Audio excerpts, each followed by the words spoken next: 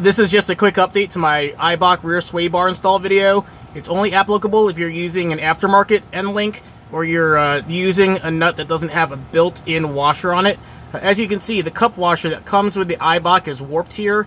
I happened to notice it because it started making noises when I was going over some bumps. Then I looked under the car and saw that, and I believe that is causing some issues and some unwanted noise. So the problem that I discovered is that that cup washer, much like the one that actually came with the Moog, the hole in the middle is fairly large, that it has some play when it's on the end here like this, which wouldn't be an issue, except that when you install the nut that it comes with,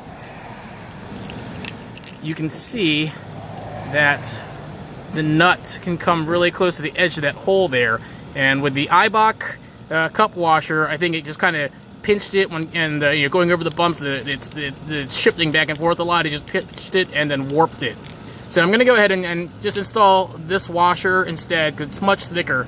But I still don't like having that play there. So I went ahead, picked up these M10 class 10.9 washers from Home Depot, part number 331114.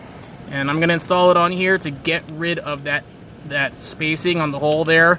That way I don't have to worry about this happening.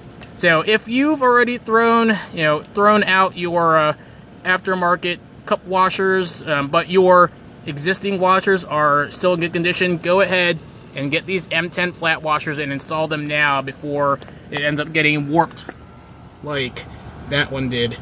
Alright, hopefully that helps you out. Thanks for watching.